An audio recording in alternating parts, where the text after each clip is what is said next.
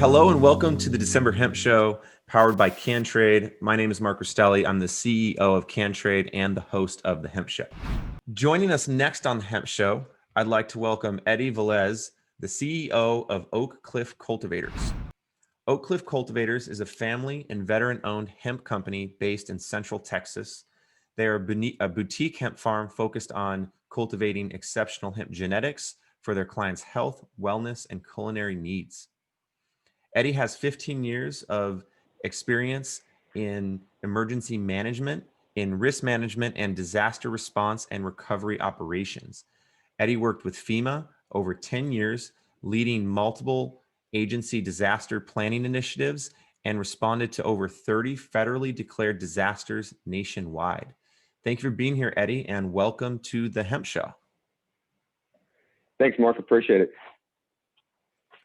Very cool. So, love to know more about what you're doing. So please tell us. I mean, obviously you came from FEMA and kind of the disaster disaster relief planning, and then you shifted gears and now you're in the hemp industry. Please tell us about what you're doing in that experience.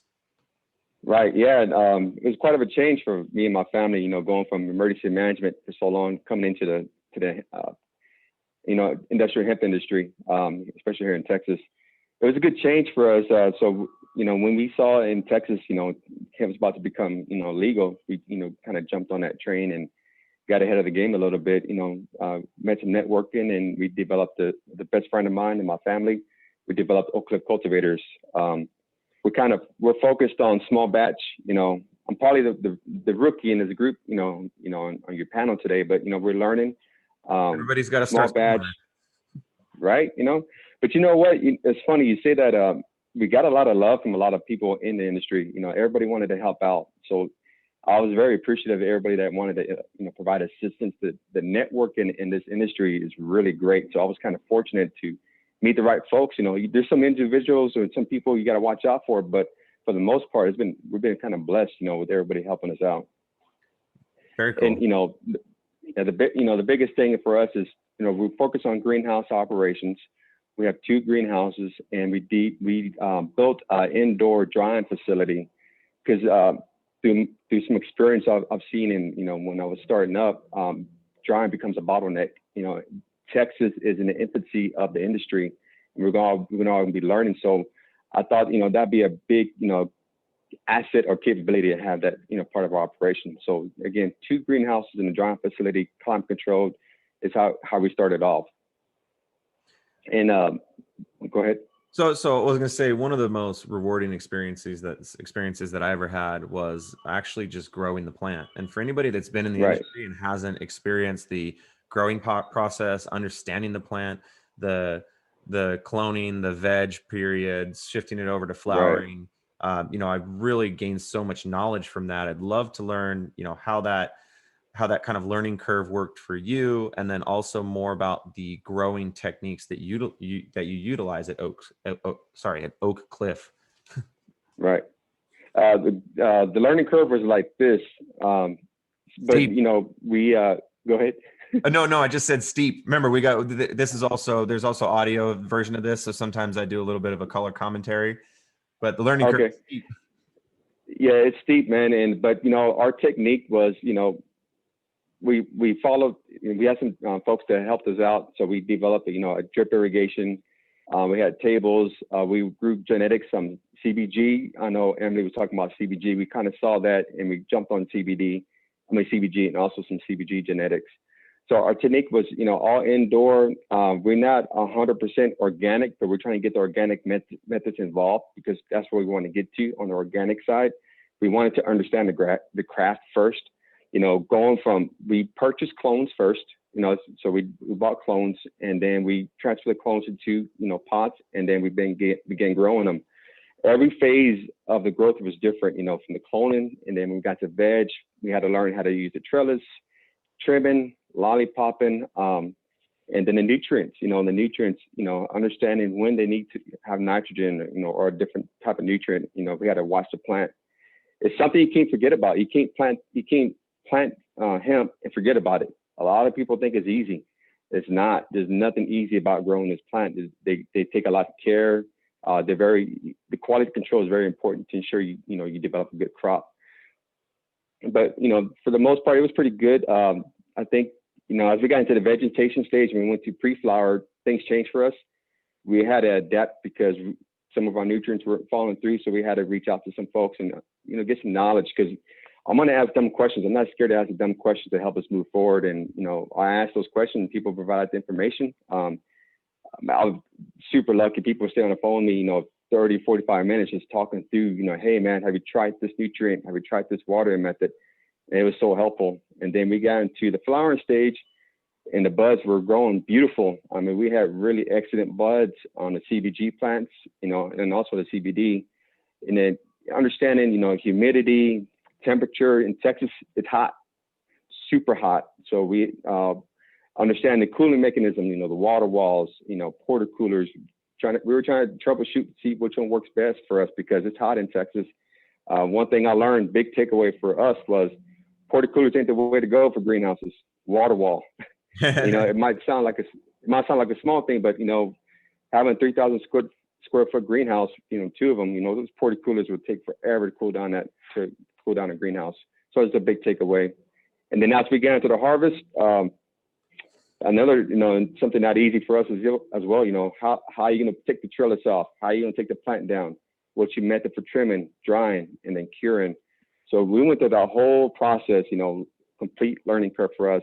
I think one of the hardest things for us was, harvest was a big deal.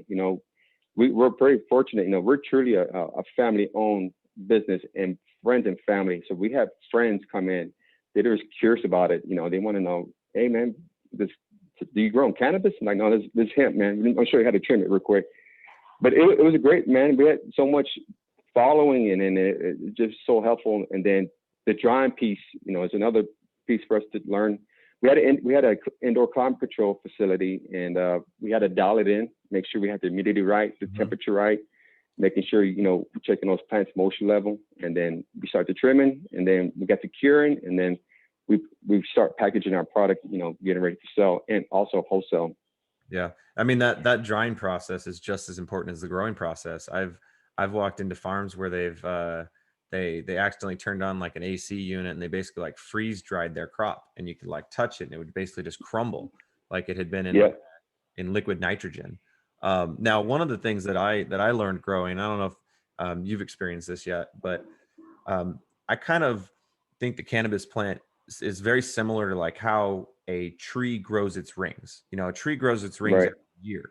However, the cannabis plant, especially like say a cola, from the flower, is almost like it's growing a ring every day. Now, every time that plant gets stressed, that ring doesn't grow as well. So what I've found, at least when I was growing, is toward the end of harvest, I've got this beautiful cola, looks amazing. However, during that growth cycle, I had stressed the plant too many times, and the interior rings, they're not really rings, but I'm just using as an analogy, but the interior rings were basically like deteriorated. So when I went to dry and cure the product, I ended up with a larfy, trash flower that was just terrible. Even though my colas looked amazing, they felt rock solid, but it all came out in the drying and curing process. Have you seen anything like that? And also, was this your first grow season? Yeah. So, answer the last question. Yes, this is our first grow. We're Texas went legal for hemp in April of this year. So we got our hemp producer license, and this was our first grow, and this is Texas' first grow statewide on hemp, on the hemp side. But yeah, talking about the rings, you watch the plant, especially in Texas, I can't stress the amount of the heat that we have. We had 105 days, 100-degree days. It was just hot for the entire month of August, and it was at the critical point of the plant because it was flowering. You have to maintain that temperature. We had a couple plants, kind of go down when we were trying to dial in our air inside the greenhouse. You can see the buds kind of just start, not looking right. They start kind of just almost like falling apart sometimes. But there's only a limited plants like that. But when you went to the drying side, that's when you see, like you said, if you did it the right way. And I had a couple of guys come through, got experienced folks who've grown and went through the drying process. Say, hey man, I need some help. Come criticize me. Tell me what I'm doing wrong. And they're like, hey man, you're good. Your temperature in your dry house might be a little too cold, because it was 105 when we started drying. It was 105 degrees outside. So they helped me dial it down, got to get that humidity under control. But the plants, you're right. They might get harmed sometimes, but their plants are very adaptable. They're very adapted to any kind of environment. And all the strains grown in Texas is the first time they're going to be grown in Texas on the hemp side. Mm-hmm. So there's a lot of trial and error going across the entire state. The genetics I have, they're produced in Colorado, right? Colorado's climate's completely different to where I'm at in Central Texas, hot, windy, So there's a lot of trial and error trying to figure out what genetics is going to sustain in the different types of climate regions in the state of Texas. Right. So we've got about 2 minutes left. Can you dive specifically into the products? I mean, the flower, the different strains that you have. I see you've got some there Sure. with you. Yeah. So I know Emily was talking before. She mentioned about CBG, right? Compliance is a big thing in the state of Texas. So compliance it's a huge burden. If I could have a compliance officer, that'd be awesome. But CBG is a great product to grow because it's low THC. But also on the medicinal side, it's very beneficial to people. A lot of our clients are really interested in CBG and what better health benefits it can provide beyond the CBD. So CBG Ice No. 9 is one of our products. And also we have CBDs. We have Mandarin Pie. It's also Mandarin Pie is an indica. And then we also have Tokyo Joe. It's a sativa. And also the wife. I think a lot of people, you should, know the wife genetic. But our most popular one is Tokyo Joe. It's very citrusy. It's very gas. It's a great sativa plant, And then we're also doing pre-rolls. We weren't expecting to get into pre-roll game because the ban, I'm sure you heard of the smokable ban going across, but Texas is one of those smokable ban states. But right now it's an injunction. So, pre-rolls, we're trying to get into that market as well. But we do blunts, pre-rolls, and also Dutch brown pre-rolls, all 1 grams. We also sell those in wholesale as well. Excellent. Well, we'll have to connect you with Jessica with STM Canna. They have some killer pre-roll machines. I think it's something awesome. like 440 pre-rolls in like 60 seconds. So they just hammer through those things for you. I would love to see that. Excellent. So we got to wrap things up. So if you're interested in connecting with Eddie and Oak Cliff Cultivators, please add them to your network on CanTrade. You can also place orders and ask questions directly from the Oak Cliff Cultivators wholesale menu posted in the webinar chat, also in the CanTrade feed, and in the podcast and YouTube show notes. Once again, thank you for joining us, Eddie. Thank you.